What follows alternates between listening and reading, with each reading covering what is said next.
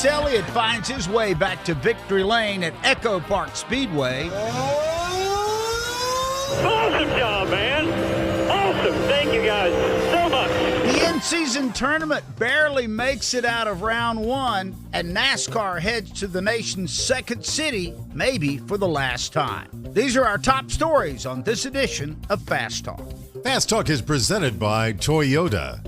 For the latest Toyota Gazoo racing information, visit tgrna.com.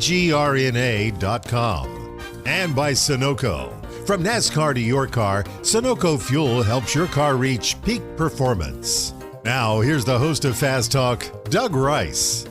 Chase Elliott returns home and does well at Echo Park Speedway as he picks up his first victory of the 2025 season. He was going to the playoffs anyway, but now it is solidified. Welcome to the show, Doug Rice and Alexis Erickson in studio. Brad Gilley joining us fresh off of his trip to Hampton, Georgia for this weekend's festivities in the NASCAR Xfinity and Cup Series. And Alexis, all is well with the world. NASCAR's favorite driver back in victory lane after craziness at Echo Park. Craziness. I'm not even sure that can justifiably sum up what we saw on Saturday night in Atlanta.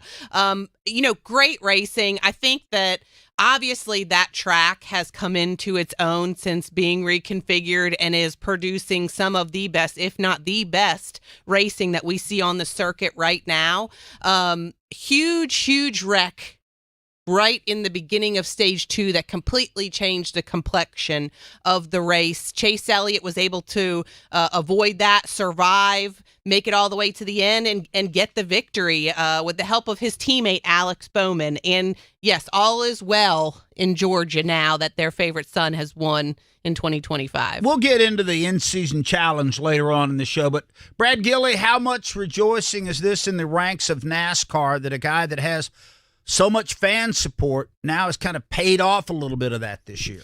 Yeah, I think you need your most popular driver to win, and I think you need your most popular driver to be competitive. That gives these fans something to cheer for, and I know it was his home track, and that in and of itself is a big thing, but obviously he's popular everywhere he goes. I thought one of the best things, it wasn't just watching the finish of the race, it was watching how competitive Chase Elliott was throughout the race. Even before that big wreck, he and Alex Bowman, they were working their way up through the field, in a field that started with 8 Fords in the top 10. They were working their way up, and they were going to be competitive. You saw that already. And then all throughout the night, Chase Elliott just continually, he led 9 different times, the second highest number of laps led. But to see the crowd on their feet, this is truly a race. I know you can have the hyperbole and say, you don't buy a ticket to sit somewhere, you buy a ticket for a place to stand. That's what Echo Park Speedway turned into on Saturday night.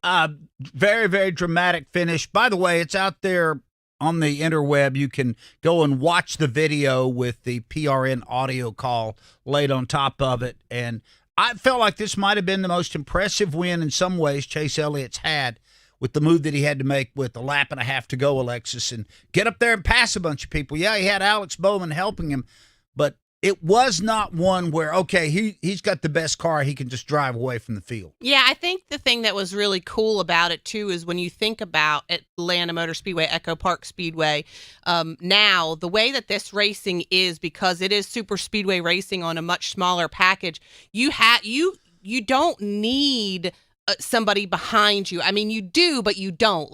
You can get a run, you can do that, you can do some racing, you can mix it up. Handling matters, and he was able to do that. He clearly had a very good car, and he was able to pass cars to make the moves that he needed to make and get some help from his teammate to eventually go on and win. But I think that in itself is a product of what this racetrack produces and the racing that we saw, which was fantastic. Let's hear from Chase Elliott after he got his 20th career victory. For me, satisfaction and showing up on a weekend is, were we relevant or were we in contention? Did we actually have a shot? Were we up there with pace and doing the right things? Because I believe that in this sport, if you're doing all those right things, A, that's something to be proud of. And B, if you're doing them regularly, you're going to get your turn.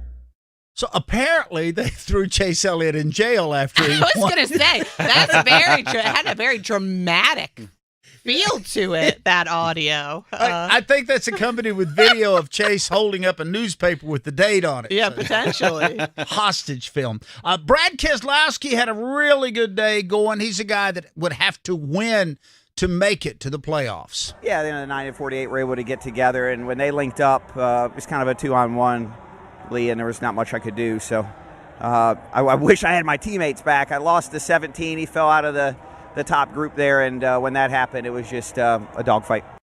Ah, yes, the beloved 17. That would be Chris Buescher for those of you scoring at home. Anyway, that was Brad K. Brad Gilly had to feel a little bit for this guy because the only way he makes it to the promised land of the playoffs is to get a win now. I do feel for him. I admire just how, okay he was with it, and maybe that's a wrong way to phrase it, but, he was like, hey, look, we had a shot. I think I would feel more for him if it wasn't the fact that every single person he was racing had not yet won this year. If Brad K at the end was going up against Kyle Larson and Christopher Bell and William Byron and Denny Hamlin and so on and so forth, you think, oh, man, here's the one guy who hasn't won this year and he's trying to win. Everyone in like the top 15 were looking for their first win of the season, and Chase Elliott got it. But for Brad, this was probably his best opportunity to date to get that victory. And the reason why is because the Christopher Bells and Denny Hamlins and Kyle Larsons were Kyle Larson was still in the race, but technically, but most of everybody else was at home on their couch because of that big wreck in the beginning of stage 2. Now, when you have a 23 car accident and half of those cars are done. And a lot of them were big players. Oh, yeah. Yeah.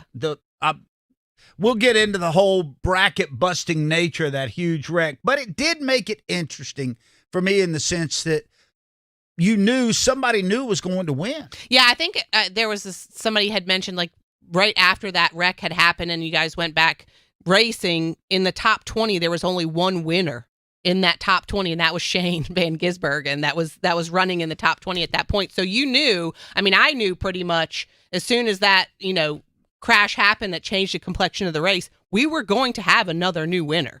Well, all the winners from Team Penske were gone. Josh Berry wound up finishing 32nd.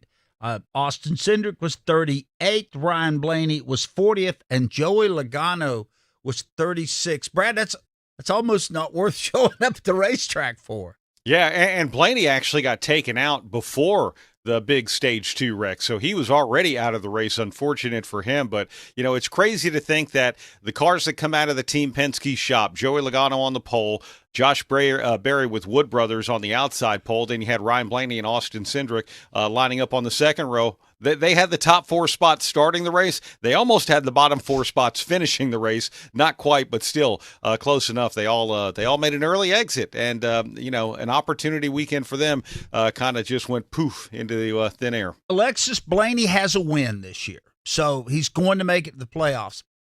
He also has 6 DNFs. I know. It's kind of crazy when you think about that. So that's like a third of the races this year. Ryan Blaney has not been around at the end. If I'm a Blaney-ac, am I worried right now that the numbers are working against my guy? I don't think so. And the reason why is because we have seen in years past, once that playoff starts, there's something in Team Penske that kind of flips a switch. Not that they aren't trying hard in the regular season, because they absolutely are. But when that playoff starts, Team Penske just hits another level, and it's why they have won the last 3 championships. And so I don't know if that's something I would be worried about at this point right now. But yeah, it is a bit of a jarring statistic. Brad, should you be worried that this carries over? Also, that bug has bitten Bubba Wallace. He has 6 DNFs too. Yeah, he does. And again, Saturday night was a rough one for him. I wouldn't be. To Alexis' point, Team Penske has figured it out. They have hacked the plan of what you need to do to win a championship. And my gosh, after winning the last 3 in a row, one would think that all of the other organizations would go, oh, hey, the championships won at Phoenix. Maybe we should focus on that. Team Penske's got it figured out. All right, let's see if that plays out this year. A little bit of a detour on the way to the title, though. Time now for our Toyota Performance Report from Echo Park Speedway in Hampton, Georgia. Tyler Reddick, the top finishing Toyota. He was 4th, 5th. Your boy Eric Jones, Brad Gilly, what's Woo! going on there? This is 3 Legacy, in a row man. inside the top 6. That's right, Legacy. They're up there right now. Really, it's like they flipped the switch at was it Texas or Charlotte with both cars up there in the top 10. I think it was Texas, and has just continued on week after week after week for them. So Ty Gibbs was 14th, 22nd to Bubba Wallace, John Hunter Nemechek 26th, Riley Herbst 28th, 30th, C. Bell, Denny Hamlin 31st, and rounding up the field for the Toyotas, last week's winner, Chase Briscoe, was 35th. That is your Toyota Performance Report, brought to you by Toyota. For the latest Toyota Gazoo racing information, visit tgrna.com. This is a Camry. This is a Camry on NASCAR. This is a Camry on NASCAR with Ty Gibbs behind the wheel. Now you're up to speed. You in? Follow the action at tgrna.com. Toyota, let's go places. NASCAR is a registered trademark of the National Association for Stock Car Auto Racing, LLC. Hey, this is Michael Walter for Echo Park Automotive, and I'm here to tell you why you should shop Echo Park before you buy a car, truck, or SUV. Over half of the inventory at Echo Park is priced below $25,000. And car for car, truck for truck, Echo Park Automotive's pricing is $3,000 less than the competition. Maybe that's why Echo Park has over 100,000 five-star reviews. Echo Park Automotive is built to make sure everyone drives away happy. It's even in their name, Echo Park Automotive. Every car, happy owner. The official used car dealer of Speedway Motorsports. I'm Ricky Stenhouse Jr., and you're listening to Fast Talk on the Performance Racing Network.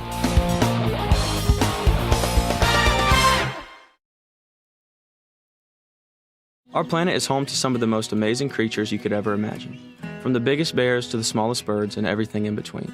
If we want our kids and their kids to experience the magic of wildlife that we have today, it's on us to step it up and take action. You can make a difference. Learn more about wildlife conservation in your area and how you can help. This is Eli Wenders. Let's make sure our wildlife is around for generations to come. Y'all take care of the earth and it'll take care of us. This message is courtesy of the United States Air Force. The speed, the drama, the only NASCAR race in California. The Toyota Save Mart 350 NASCAR weekend rolls into Sonoma Raceway July 11th through 13th. 3 days of high-speed thrills, edge-of-your-seat action, and family fun in the heart of wine country. Bring the whole family. Kids tickets start at just $10. Don't miss NASCAR's biggest stars battling for victory. Get your tickets now at SonomaRaceway.com. This is NASCAR. This is California. This is Sonoma.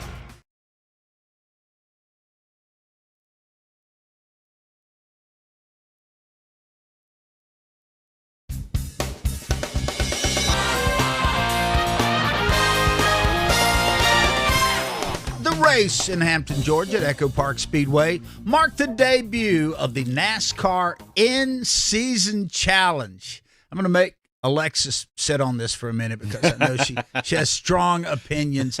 And in the long run, this thing doesn't mean anything unless you're a degenerate gambler and you've bet your house on this outcome of the tournament, or if you're the driver that happens to win the $1 million. And Brad Gilly, the likely suspects are pretty much all gone and obliterated by that 23-car wreck. Yeah, my bracket had Denny Hamlin going head-to-head with William Byron at the Brickyard 400, and Byron winning it all. Well, that's not going to happen. So my bracket is completely gone right now. I have a couple of people who advanced to the next round, like I think Tyler Reddick did, and Ty Gibbs, and Chase Elliott, but yeah, that's it. Poof, it's gone. I had a handful making it out just about like everyone else. Do you think, and I think we would know by now if there was still a perfect bracket left. I can't imagine there is. I would think. No, there can't be. I will argue this. This has really zero impact on things. But I like the fact that it existed. I know you don't think it should have started, Alexis, at Atlanta, but I'm glad it was around. All of a sudden, it was conversation that was kind of fun, but didn't really mean anything. It's like junk food. Yeah, I mean, like the spirit of this, right, is head-to-head. Everybody going head-to-head. moving on if they're the better race car driver. That is not what happened Saturday night in Atlanta. Now, don't get me wrong. I love the racing that I saw in Atlanta. It was extremely thrilling. I think that is one of our best speedways. But for this, in the spirit of what this is, I do not think that it should have started at Atlanta Motor Speedway, because now you have almost every single big-name driver out of it. Yes, you still have Chase Elliott. He was obviously able to win the race and move on in his bracket, and he is the most popular driver. So at least we still have that. However, you think about all the fans that were pulling for their specific driver, most of them gone, no longer involved in this. So I just think that if we could have it maybe at some more intermediate style tracks, even the road courses that we have coming up are not going to produce the kind of like one foul swoop that knocks out half of the big name drivers. Brad Gilly? Well, look, here's the deal. Okay, so Chase Elliott, I'm sitting here looking at the quadrant that he's in the bracket. There's a pretty clear path where Chase Elliott could be fighting for that $1 million prize at the Brickyard. This week, he's going to go up against John Hunter Nemechek. Now, I realize John Hunter had a 6th-place finish in Mexico City. Chase Elliott was on the podium, however. The next week, he could go up between the winner of Eric Jones and Ricky Stenhouse Jr. At Sonoma Raceway. And with no disrespect to either of those two drivers, Chase Elliott's pretty good there, including in this generation of race car. And then he would go up against the person in the top quadrant, but I don't even know who's left there. I mean, you got Ty Dillon, who beat Denny Hamlin. Keselowski's up there, some other folks. So that might be the one saving grace, to continue to lift up and promote the bracket. To Alexa's point, you would hope that you'd have, as it whittles down, some of the popular drivers, the ones who sell the most souvenirs, battling head-to-head against each other, but it's going to be tough to get there. It could be interesting if Elliott finds his way up against Bowman, which could potentially happen in the way that this bracket is filled out. That could certainly bring some interest, but I don't know. I just feel like, our sport is so defined by who you follow and who your favorite driver is. Maybe this will make somebody else your favorite driver. I was just getting ready to say, but let somebody else get whatever little limelight is out of this. I just Ty Dillon got feel it. like I just feel like the interest in it might wane a little bit with all of your superstars, most of your superstars on the sideline. That's all I'm saying. I get that, but I'm, all of a sudden now I have a reason to be a Zane Smith fan. Yeah. Not that I didn't before. Sorry about that, Zane. I know. That's okay. Kind He of was a lucky dog. But I'm okay with this. I think it's going to provide intrigue. But I get where you're saying that a lot of your number one seeds, they're not in this anymore. Yeah, I want it to be head-to-head on talent. And maybe a tiny little bit of luck, because that's what racing is, but not what we saw Saturday night. But this is most compared to the NCAAs. Mm-hmm. People rejoice when a 16 seed, I think it's only happened twice, takes out a 1. Virginia one year got knocked out as the number 1 seed overall in the tournament by a 16th seed. Yeah, and it's because that 16th seed goes in and plays them and beats them fair and square. It doesn't have somebody come in and like Nancy Kerrigan their legs out from under them, Not every that reference might be a little old for some people, but But not every number 1 seed in an NCAA tournament gets taken out in the first round, like it happens to one of them. Yeah. Right. In a quadrant. Exactly. Well, I hope they continue this. I would agree. Maybe it got off to a rocky start, but the fact that it gave us something else at a time of the year when we're just kind of chugging to the playoffs and we could sink our teeth into this. We're talking about it now. Yeah, we're still talking about it. Wow. You still have this potential. Somebody out there has this matchup in the finals. You could find Chase Elliott against Chris Buescher in the finals. I could see that. I've seen people with Buescher in their final round. Yep. And he's got a very clear pathway with 2 road courses in a row. Get through Dover, and next thing you know, you're right there at the Brickyard for the finale. I like it when you use that terminology, pathway. That reminds me of people predicting election results? Well, if you win the Illinois caucus, there's a pathway for you to get the nomination. Yeah, we should take a poll. Oh, wait, we see how accurate those actually that are. doesn't work well. Right. But I out there somewhere in the hinterlands, and if you're that person, let us know about it. Reach out to us on one of the social media platforms. You have to have evidence, though, that you did this ahead of time. Right. That shows you with Chase Elliott versus Chris Buescher for the title. That exists. Mm-hmm. The rest of them, no, there's no perfect bracket, but somebody out there's got that. So we'll see how all that plays out. Hey, there was a new TV partner in town. TNT showed up. Did they boom or fizzle? We'll talk about that next. From fueling NASCAR champions on the track for over 20 years to innovating 94 octane, the highest octane on the market. Performance is what Sunoco does. All Sunoco fuel at the pump meets the same top-tier standards as the fuel used in NASCAR. From the track to your tank, you can trust Sunoco to help your vehicle perform at its peak. When it comes to maintaining your engine to run at peak performance, trust Z-Max Micro Lubricant. Z-Max soaks into metal, so it's easy to add to your oil or gas to disperse carbon buildup in your engine, fuel system, and transmission. Protect your vehicle's engine to the max with Z-Max. Check us out at zmax.com or visit us on Facebook and Twitter to find out more about our full line of products. Remember the name Z-Max for your car, big rig, small engines, firearms, and more. That's Z-Max Micro Lubricant. I'm Kyle Busch, and you're listening to Fast Talk on the Performance Racing Network.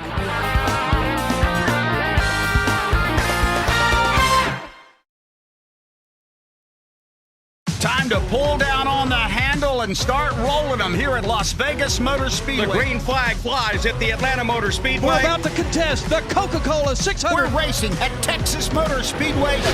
Now Keselowski goes way up the racetrack. Here comes Harrison Burton. He rockets to the lead. Trouble. Car goes around. It's Chris Buescher. Joey Logano battles to the outside. They come back to the start-finish line. Bubba Wallace looks inside. And now here's Byron. Takes a quick left to block him. They head back to one. Here goes Ross Chastain. He's going to the bottom of the racetrack. Bubba goes up. Blaney hits the outside wall off of turn 2. Can Christopher Bell do anything with him? He gets down to the bottom of the racetrack. Briscoe dives to the bottom of the racetrack. Side by side. They get loose. They spin. Now Tyler Reddick does a 360. So does Briscoe. Heading into turn number 7 as he wraps it around. The crowd is cheering for Daniel Suarez here on this final lap. Allmendinger gets into Alex Bowman. Ross Chastain back out to the front for the final time. This is PRN.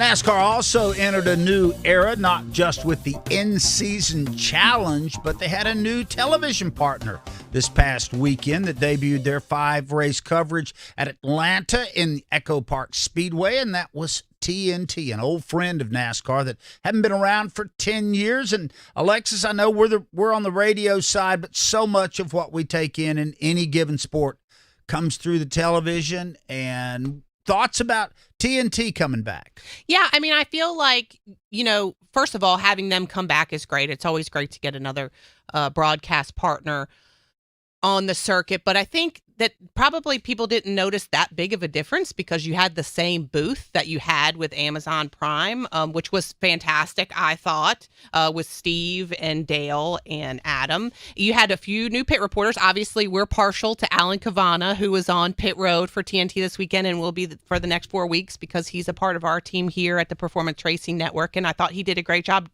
Friend of the network, Danielle Trotta, I thought she did a fantastic job. It was great to see Shannon Spake back at a desk. She did the pre and post race coverage. And so I enjoyed it. I think maybe, the one thing that fans might have found a little bit jarring is that with Amazon Prime, there was extended coverage that they were able to do because of the fact that they didn't have to be off for any specific thing. There were a lot more side-by-side commercials with Prime. There weren't big full-screen commercials. They did some side-by-side with TNT, but there were other full-screen commercials. So that was just a little bit different. But other than that, I thought their coverage was great, and we'll see how it continues the next 4 weeks. I do think you're spot on because the vast majority of the broadcast is the booth. Yep. Same three characters that we just took through the prime section of the year. And Brad, I know you were at the racetrack calling it on PRN, and I'll admit I had both audio channels in my ear for most of the race, listening to you guys and then doing this. But I feel like it was a step in the right direction to incorporate another media group. Yeah, I like the fresh ideas that have come in, with the Amazon Prime section of what we saw. And remember, the Amazon Prime portion actually went for a while because they had been covering practice and qualifying. But the 5 races that they had for the Cup races, I feel like they set a new bar. They set a bar much higher than what it was, and I feel like all the other networks, have to and should look at that and say, okay, this was very popular with the viewing public. We had ratings that were up in very key demographics from 18 to 34 to 18 to 54 and so on and so forth, and that was with streaming. That was not traditional over-the-air or cable television broadcast. I think that says a lot as well. And now for TNT to come in, to Alexa's point, one of the genius things that they did there is keep the same booth. I'm a big fan of Adam Alexander, big fan of Steve Letarte. Dale Earnhardt Jr. has a way of talking about this sport that really no one else can, and it's very refreshing to hear that and the way they put things together. So I think everything that they've assembled is very solid, and I think that's a great thing because now we have a bar that was set up here with Prime. TNT should now set the bar higher. When NBC comes in, ideally they'll continue to move the bar up, but you have to look outside the box and come up with some fresh ideas, and I think that they've done that. It was nice to see Marty Snyder. He's such a pro and so smooth. Yep. Yeah. And there was a shot in the race where he's literally inside the garage at Atlanta, and it looked like a garage pre-race because there were so many teams in there working on it. And I thought that was very artistically done. I know maybe that the artistry wasn't what they were going for, but it looked good. I'll echo what you said. Great to see Alan Cavana back on television. And Danielle Trotta, that was her pit debut. I thought she did a great job. I thought she crushed it, and she had never been in that role before. So good on them. I'm playing junior TV critic here. I like mixing things up a little bit. I like fresh perspective. They did do an elongated post-race show. Yeah. Much more than just let's get 2 people on and then run out of the building. And that seemed to be, and this is purely anecdotal, the number one thing that people loved about the Prime coverage was the fact that as soon as the race was over, they didn't just put up a slate and say goodnight. Sure. And I hope that can continue. Obviously, Echo Park Speedway this past weekend was a night race, and so I don't know what programming maybe they butted up to at, 11:30, 12 o'clock in the in the morning. Potentially, hopefully, they're still able to do that when we finish afternoon racing in Chicago and Sonoma and Dover. But we'll see. I'm gonna go ahead and advocate this. That's fine if you want to watch the pre-race show, but Brad Gilley usually hosts the post-race show over on Sirius. Thank you. But look, I don't want everybody just abandoning our main man Brad Gilley here. Hey, look, we've had it figured out, and there are plenty of people that are going up and down the road, and we'll still tune into that. But look, if you're TNT, I don't know what else they show, but what else are you going to put on there that's going to average 1 million viewers each week?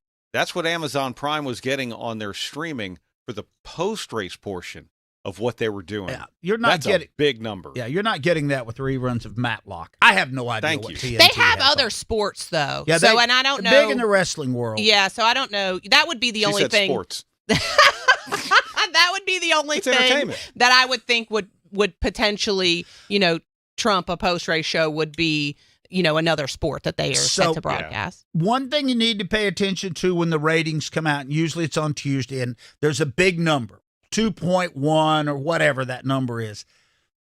The beauty number in there is the embed of the demo, as they call it. Yeah. 18 to 34. Brad alluded to that a moment ago. That is where Prime gained. Yes. They brought in, and that's massively. That's where the advertisers are looking at. I don't know why they don't pay attention to the old people. We got all the money. But anyway. I was going to say, we have, I'm on the top end of that 18 to 54. Yeah. And we have purchasing power. Yeah, 18 to 34, most of them are living at home with their parents. But that's another story. So, Alexis is looking at me. If you well, can see I'm just thinking, are you guys as influenceable with your funds as somebody that's 18? Yeah, exactly. Oh, no. Exactly. I'm going to spend my money. Therein lies the, Those people are young and they're persuadable. Exactly. that a word? Persuadable. Yes, sure. it is. Oh, Yeah. I feel good about that. I like All that. right. The street course at Chicago. Are we done? We'll talk about that next. Make your plans now to stay at the South Point Hotel Casino and Spa when NASCAR returns to Las Vegas. They have great race ticket and room packages for you to choose from. The South Point also features a wide variety of excellent dining options at 11 different restaurants. Or you can enjoy the 16-screen movie complex and visit the 64-lane bowling center. Visit southpointcasino.com and make your reservations today. Stay where the racers stay at the South Point Hotel Casino and Spa. This is Kyle Petty for Echo Park Automotive, and I'm here to tell you why you should shop Echo Park before you buy a car, truck, or SUV. Over half of inventory at Echo Park is priced below $25,000, and car for car, truck for truck. Echo Park Automotive's pricing is $3,000 less than the competition. Maybe that's why Echo Park has over 95,000 five-star reviews. Echo Park Automotive is built to make sure you drive away happy. It's even in their name. Echo Park Automotive. Every car, happy owner. The official used car dealer of Speedway Motorsports. I'm Joey Logano, and you're listening to Fast Talk on the Performance Racing Network.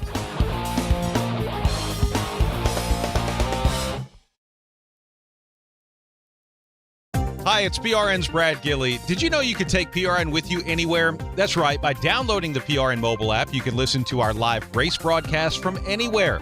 Make sure you don't miss a second of the action from the track. Download today for station listings and on-demand access to your favorite studio shows like Fast Talk, The Pit Reporters, or Garage Pass. Get all the latest racing information at your fingertips with the PRN mobile app. Available in the Apple App Store and on Google Play.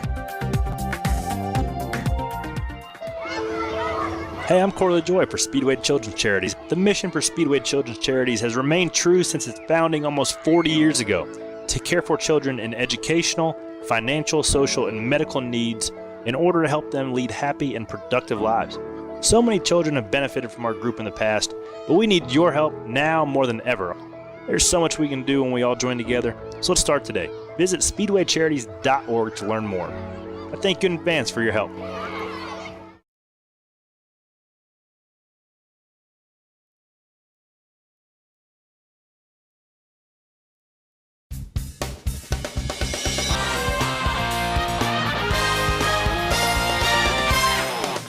Time now for NASCAR to pack up and head back to the Windy City and have the street course race at Chicago. Of course, that is where we all learned how to pronounce Shane Van Gisbergen when he won in year one. Otherwise known as the Second City. Yes, the Second City. I learned that today, folks. You didn't know it was the Second City? I didn't. When I heard Doug do the open, I said, why is it the Second City? And he Googled it for me. Yeah. Tell everybody why it's the Second City, Doug. Well, a lot of it is it was done fresh. Yeah. New York was Yeah. already Yeah. it burned to the ground. They brought it back. It's the Second City. The more you know. The more you know, the more you know. So we're back in Chicago. I personally am a big fan of that race. Yeah. I love the look of it, Alexis. Just everything about it works for me. I just hope that this year, which apparently is going to be the last year for it, that they get the right weather and we're not up there battling monsoonal rains and all that kind of problem. And we get to take in the beauty that is Chicago. You and I have spent a good bit of time there and watch it play out without being encumbered by rain. Oh my gosh, I agree so much. Being on 4th of July weekend, Independence weekend, the look, the feel of it, you're exactly right. It's what I consider to be an awesome event and has been, even with the trials and tribulations of the weather and everything else that they have faced. But there are some rumors that potentially NASCAR is looking at other markets to hold street races and that this could potentially be the last year of it. So if that is the case, I do hope that they get, a clean, weather-free race weekend and we see some good racing, and I think we will. Brad, do you feel like NASCAR proved its point that we can go street course racing? Yes, yeah, and for many years you would talk about, boy, wouldn't it be cool if we did a street race, or wouldn't it be cool if we do that? And the why we can't people are quick to say, you can't put these big stock cars on this, or you can't put them on that. I always thought, well, you put them on this track, you put them on that track, why can't you put them anywhere? But I think that is the point that was proven, is that you could put them anywhere. And truthfully, I still feel that Marcus Smith paved the way by creating the Roval, because this is an event that at first there were a lot of naysayers from within the garage and places like that, and all of a sudden it turned out to be just a spectacular event year in and year out. Then they go to downtown Los Angeles to race inside the Los Angeles Coliseum. We were at Bowman Gray Stadium, streets of Chicago. Heck, you could put cones in a parking lot, and I think we would see a great race with NASCAR. And I think this has definitely proven that. Brad, do you have thoughts on, now that it looks like we're done with Chicago, is there a city or cities that you would like to see NASCAR try this again? Alexis brought up the rumors, and those are San Diego right now. I think that would be great. I know a lot of people say, hey, what about the streets of Long Beach? IndyCar races there. Truthfully, I kind of like that as an IndyCar event. I've loved that as an open wheel event for many decades now. Montreal's another place that's talked about, not necessarily on a street course, but, up on the road course there. So I'm open for anything. Something new and fresh is going to create a very exciting event. And if you're going to race in San Diego for the first time, that's going to bring people out. That energy, comes over the broadcast, be it the radio or the television broadcast. So wherever they decide to race, I think is going to be a really cool, fun place. I don't know how much weight it holds, but I did see a story or a tweet or something where somebody had mentioned potentially the streets of Philadelphia. And there was a politician or somebody from Pennsylvania that was like, look, we don't want to really take fans away from Pocono, but to us, if there's more racing in our great state, then that's a plus. So that could be interesting too. I don't know that people are going to say, well, if they're racing in Philly, I'm not going to go to Pocono. Right. I don't, those two things don't match. I would love that. Get down and race by the Rocky statue. I mean, there is so much history in Philadelphia that could be a fantastic backdrop to a NASCAR race. What, turn 11 is like the Liberty Bell? I mean, seriously, could you ring the bell in Victory Lane? Seriously, there really is. The backdrops that could produce would be fantastic. I like that idea. Some of the cities that have popped into my head are kind of taken out because they also have a track. I don't want to have a track lose to a city course. And I know it will never happen. I would love to see D.C. Yeah. Oh, that yeah. could be that again. History, as a backdrop. Absolutely. Look, my idea, Walt Disney World in Orlando or Disneyland. Imagine racing around Cinderella's castle. I'm just saying. They have a parade route, just make it a racetrack. How amazing would that be? That would lower your demo significantly, I think, if you're racing around. It's a destination. Their crowds are down a lot this year anyway, so maybe they might welcome it, That's true. It'd be cheaper to buy a race ticket than it is to get in the park. I digress, but I'm glad NASCAR pulled this experiment off. Yeah. Because it does open up. And I think I heard Steve Phelps say this, and I've been advocating this for a long time, that we have seen the last racetrack built, purpose-built. You ever see that, Alexis, coming back? Will anybody ever build another Charlotte Motor Speedway, Kansas, Texas, whatever? I don't think so, because there's no need to. I mean, with what we have available to us in already fabulous facilities, plus the opportunities to go and race and, these other destinations that we could, build a course and then take it down in the same time, in the matter of, a couple weeks or months or whatever. I'm not sure that capital expenditure is something that somebody's going to want to take on. I don't think you could make the money back. Carson Hocevar was wandering around in the weeds at Chicagoland, Brad. Why is he doing that? At Chicagoland, is this like something he was doing on his own? Yeah, he was showing videos and for clicks, shorts. Doug, for clicks. That's why he was doing it. Hey, look, again, it's not really a big secret out there that there is great potential that we still continue to race in the Chicagoland area, and they have a nice speedway down there in Joliet. So the potential for that to make it onto the schedule, but then all of a sudden you start filling up the schedule saying, well, if we replace Chicago with San Diego, what are we going to do, take away to go to Chicagoland? But I think the wind is blowing pretty firmly in the direction that Chicago somehow, some way still stays on the schedule. Yeah, the other argument about not building tracks is you've got two right now that are sitting there not being used. Kentucky Speedway. Yeah. I think they're parking FedEx not trucks being used for racing. No. Well, I was going to say, when you think about the kind of racing that Kentucky could produce right now with this next gen car, right? Pretty good with the last gen car, too. Well, yes, absolutely. But, I mean, when you think about, the tracks that aren't performing so well with this car and the tracks that are, that would be one that would, raise some. I have a hard time just envisioning anybody that has disposable income that says, let's build a racetrack on the hopes that NASCAR might give you a race. And if you're just going to get one, I don't know how you could make that viable. If NASCAR's not making the investment themselves, a la California Speedway, which they said they were going to, and it just continues to sit there while pieces of it are sold off for Amazon warehouses, then why would anybody else want to invest that money in a new racetrack if NASCAR doesn't even feel like it's viable for them right now? Brad, you think we've broken the last ground on a new track?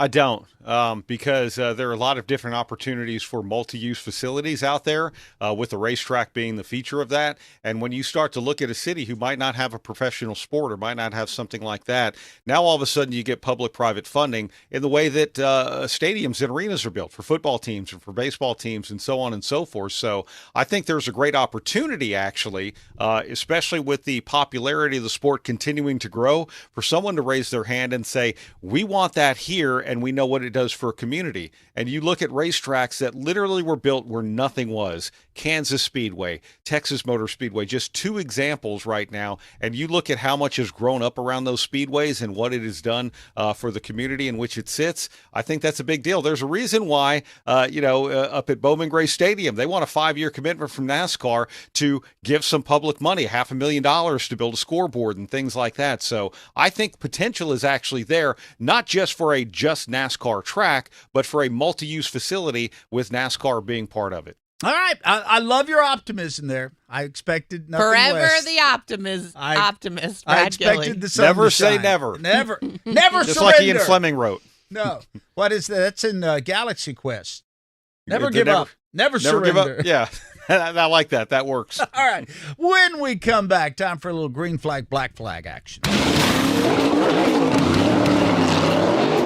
From fueling NASCAR champions on the track for over 20 years to innovating 94 octane, the highest octane on the market. Performance is what Sunoco does. All Sunoco fuel at the pump meets the same top-tier standards as the fuel used in NASCAR. From the track to your tank, you can trust Sunoco to help your vehicle perform at its peak. Welcome to the land of the free, where we pledge allegiance to the flag, salute racing's rich history, and raise a drink for the new gladiators who dare take on the last great Coliseum.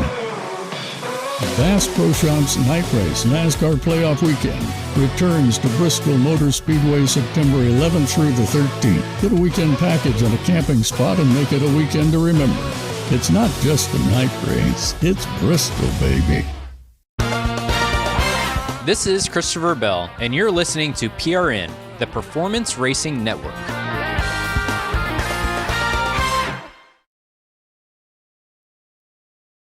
A NASCAR memory with Doug Rice and Kyle Petty. They established the Hall of Fame. First two people that get in, besides your dad, is Bill France Sr. and Bill Jr. Your time behind the wheel overlapped with Bill Jr., didn't Yes, it? for sure. For sure. I was called to the truck many times while Bill Jr. was in there. But you know what? What I remember about Bill Jr. as much as anything was being a kid and him sitting and talking to my dad or talking to my granddad. And Bill Sr. would be in some of those conversations, but you'd sit down at the racetrack and they would talk about where the sport was and where the sport was going.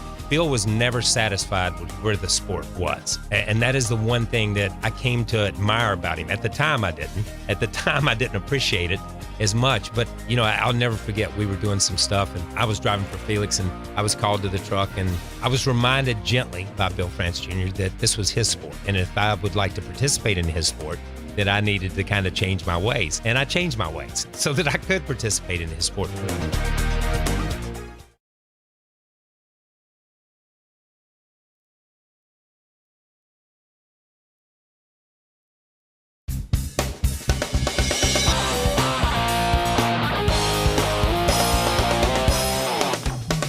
One thing that we overlooked in the in-season tournament challenge, David Stiles on our team pointed that out, is that if you picked upsets, you gain more points. It was a weighted scale. Yeah. So Interesting. if you're one of those people that picked Ty Dillon to beat Denny Hamlin, you get a lot more points in your favor than you would. And I really like that. So somebody out there is you pick more upsets. I realized after I did my bracket, I thought, even before the big crash, I thought I have too many favorites. Yeah.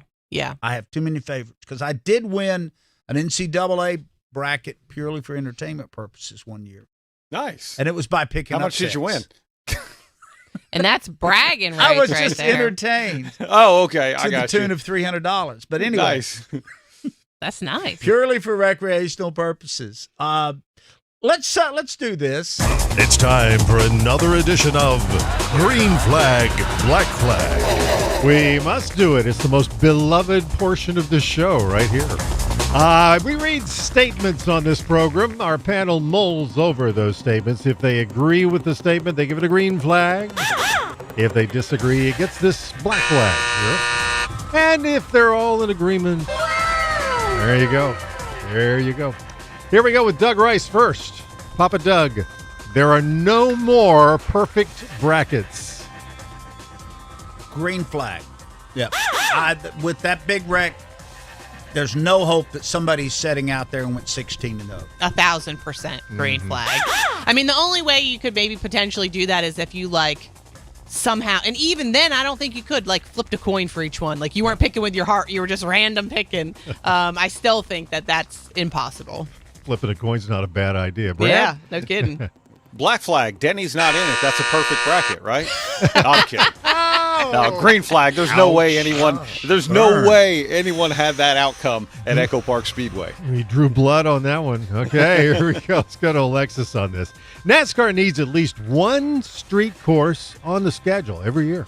Yeah, I say yes to that. I mean, I love diversification of anything, and diversification of race courses, I think, is a great thing. Bring it on. I'd even take maybe two, but at least one for sure. Brad, go to Disney World. Yeah. Thank you very much. Green flag. I think it's really cool because of the festival-type atmosphere that it brings. All right, Doug Rice. Green flag. If you want to draw new folks, you got to give them a reason to come out, and that would do it. I think it worked in Chicago. Let's give it a shot somewhere else. All right, Brad, we give you this one. NASCAR needs to decide on just one set of published points standings. Oh, my gosh. Green flag. I'm sitting there looking at traditional points and seeing someone who's in 12th. Then I hear someone talk about, oh, well, everyone from 14th on back, including that same driver. I'm going, wait a second, they're in 12th. Then I realized they were looking at what a current playoff simulation seeding bracket would be, or point standings instead of traditional. Just pick one. That's all. Or maybe list where they would be in playoffs on the side of the regular point standings. I think it adds a lot of confusion. Doug Rice? I agree 100% with what Brad Gilley just said. It is a mess, and I can't be the only one that feels that way. Yeah, I mean, I agree also. I'm going to say green flag, but only if the one that they provide is the one where the math is already done, because I'm not doing that myself. I'm not doing it in my head. And you're smart and all that stuff. Well, not in math, I'm not. You could put a plus 25 or a minus 23 next to someone's name, but still list them as 14th in the standings. Oh, sure. I got a that's headache okay. just hearing that, Brad. I know. No. Well, but it's better than us saying ranking. Yeah, someone's 10th. No, they're 16th. Wait, what? Huh? Where do the points standings come from now? Where are they? Where are they generated? You can click on two different versions, or at one time you could at NASCAR.com. I'm not sure. I usually go to one of the network X accounts, and they have the playoff rankings listed, and I look at that. By the people that are going to advance. Just go to Bob. Yeah. Bob's got it all. All right, this one's a fill in the blank. We start with Doug on this one. Fill in the he's blank. qualified to answer it here. Look at the concern. my July 4th hot dog must contain blank. Chili and onions. Gotta have that. Gotta have chili and okay. onions. Now let me ask you a side question here. What would you leave off? If it's missing blank, I wouldn't care. Kraut. Okay. Alexis. Sauerkraut and brown mustard. That's what mine must have. Sauerkraut and spicy brown mustard. Leave off the what? Onions. Okay. Raw onions. Although I do like a chili dog too. So I mean I'm not dogging no your beans choice in here. that chili though. Correct. Yes. Yeah, no That's beans. the correct way to No have beans. chili. Okay, Brad? Mustard. Must And what- contain and- mustard. Yes, and what I leave off? Ketchup. Because ketchup belongs on hamburgers, not hot dogs. Ooh. Oh, we had that discussion here in the control room earlier. We did, because you Ketchup can leave does not ketchup belong off on a hot hot dogs. dog, and it's Don't okay. tell my son Mustard. that. Can I Just say that? yellow Frenches. Can I say that stand of no ketchup is rather dogmatic? Ooh, you can. If I you like want to that. be I roundly wouldn't do booed. I wouldn't suggest it, but you can say it. This guy stinks! Oh boy. All right, there's your green flag, black flag. See, I'm a kraut with brats guy, not a kraut with. Oh no, I love sauerkraut and spicy. The spicier the mustard, the better. There's this horseradish brown mustard that I get from my local grocery store. Oh, that sounds good, actually. I'm liking that. I'm Yeah. liking that, and it opens up your sinuses. It at the does. same time. Absolutely. All right. Dual purpose. Yeah. That's kind of like Brad's racetrack that he's going to build. Yeah. It's That's going right. to be multi-use. Mm-hmm. We got to take a break. When we come back, one last thing. Whether your engine runs daily or only when you need it, Z-Max Micro Lubricant is the force you need against carbon buildup that can damage your engine. Combustion causes carbon and other harmful deposits to build up in your engine, fuel system, and transmission. And carbon is like sandpaper rubbing against your engine's internal parts. You don't want that. You want Z-Max Micro Lubricant. It soaks into metal and keeps your vehicle running at peak performance. Find out more at zmax.com or visit us on Facebook and Twitter. Protect your engine to the max with Z-Max. Welcome to the land of the free, where we pledge allegiance to the flag, salute racing's rich history, and raise a drink for the new gladiators who dare take on the last great Coliseum. Bass Pro Shops Night Race NASCAR Playoff Weekend returns to Bristol Motor Speedway September 11th through the 13th. Get a weekend package and a camping spot and make it a weekend to remember. It's not just a night race, it's Bristol, baby. This is Kyle Larson, and you're listening to PRN, the Performance Racing Network.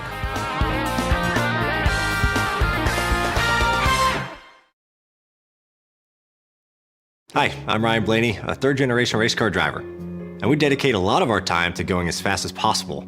But when my grandpa was diagnosed with Alzheimer's, it was a very unexpected bump in the road for us. It's important to notice if older family members are acting differently, experiencing problems with their memory, or having trouble with routine tasks. Early detection of Alzheimer's can give your family time to explore support services, make a plan for the future, and access available treatments. If you or your family are noticing changes, it could be Alzheimer's. Talk about seeing a doctor together. Here's Christopher Bell. My Toyota Camry TRD race car isn't cheap to build and prepare. I have a pit crew that maintains and fixes my equipment. I have a spotter high above the track watching my back, talking me through turns and potential dangers on the track. I physically train to handle the stress of driving. And I have software helping my crew chief and engineers make the right strategy calls. And with all this, I never take my eyes off the road, and neither should you. One distraction can change everything in one instant.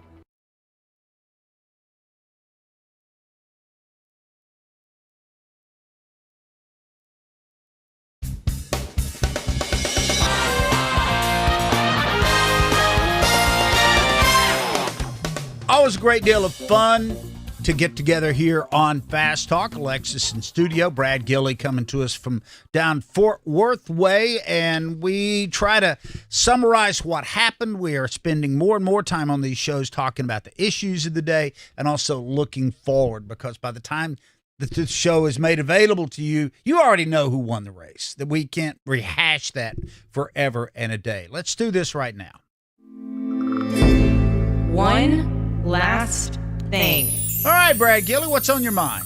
You know, this is interesting. You talk to competitors in the garage a lot of times, or maybe you go do, public Q&As at the racetrack with the driver, whomever it might be, and the question inevitably comes up for them, what's your favorite track? There are a lot of them that say the next one. And I understand that, because they're thinking this needs to be my favorite track today, because I'm going to have to go out here and perform. Now, we talk amongst ourselves, what are our favorite places? We have a lot of great destinations that we get to go to, from New Hampshire to Sonoma, California, down to Atlanta and Charlotte and so many other places in between. But I think my fandom now is going to dictate that my favorite track is the next one. Because everywhere we go right now, especially with this generation of race car, we have storylines that we are talking about for months and months and years and years. This past weekend at Echo Park Speedways was a great example of that. So my favorite track today is the street course at Chicago. Next week, it's going to be Sonoma, going to be Dover after that, and then Indy. That's just the way it goes, and I understand it now because we have such good racing right now. It's a good way to look at it, for sure. I love that. My one last thing is, don't listen to the naysayers. In your life, you're gonna have naysayers, no matter what you do. One of the best people that I know, that all three of us know, that don't listen to the naysayers is Marcus Smith. How many times has he come up with an idea for our sport and people said, oh no, that won't work, you can't do that? The Roval at Charlotte, oh no, that's just going to be a parking lot, you can't do that. And it's produced fantastic racing for years and years and years. When he said he wanted to turn Atlanta into a mini super speedway, people were like, that's crazy, you can't do that. And he said, watch me. And now we're talking about that as some of the best racing that we have on the circuit right now. So, hey, if you've got an idea out there that you're passionate about and you believe in, do not listen to the naysayers. That's very good, because they will keep you in the Stone Age. They will. Because they don't want change. I'm going to go in the same direction as Brad, but slightly variant from that. I do have a new favorite racetrack, and it is Echo Park Speedway, the artist formerly known as Atlanta Motor Speedway. Yeah. I've always felt like Daytona and Talladega were must-see TV. I would watch those races. There was no DVRing because of the anticipation. What we saw at Atlanta this weekend in the Cup race, take away the big crash if you want to, was compelling. A huge number of lead changes, the possibility for a real upset. And as a matter of fact, Chase Elliott winning after a 40-race losing streak, that's a bit of an upset. Mm-hmm. And the nature of how they race there is, why wouldn't you buy a ticket and go see that? And I have a new favorite racetrack, so congrats. By the way, I haven't been to it in person. Brad, you were there. It looked like the polish that they put on it in the transition from AMS to Echo Park Speedway made that place really pop. Oh my gosh, that's the one thing I was not expecting.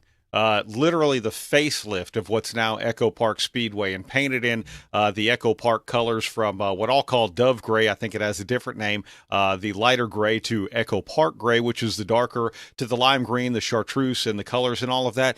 It didn't look like a speedway that was painted. It looked like a brand new facility, and they did not miss a single detail. Whether it was the concession stands underneath the grandstands, all got a fresh coat of paint, to the signage for parking lots and different things like that, all had the new look.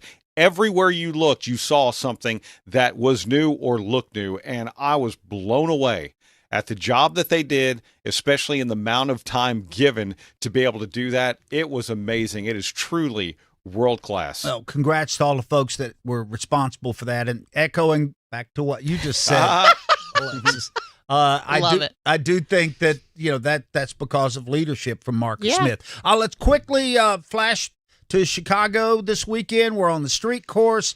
We've had two races. Bowman won the one last year, SVG in year one. What are we thinking about, Alexis? Oh man, I don't know. This one I think is a bit of a toss up. I want my spidey sense to say SVG, but we've seen that with tracks that other drivers have had the chance to run on, he's not as leaps and bounds above everybody else as he was at, say, Mexico and at Chicago when it first came out. So I'm still going to go SVG, but with like a little asterisk maybe. Brad Gilley. All right, you ready for this? Ty Gibbs.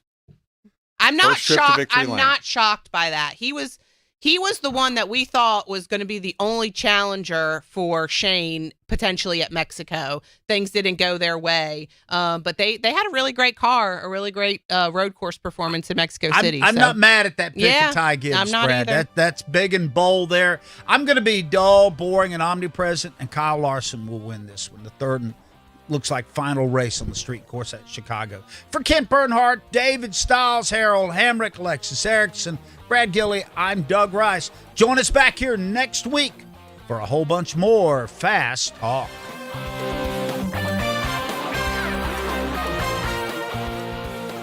Fast Talk was presented by Toyota. For the latest Toyota Gazoo racing information, visit tgrna.com. And by Sunoco. From NASCAR to your car, Sunoco Fuel helps your car reach peak performance.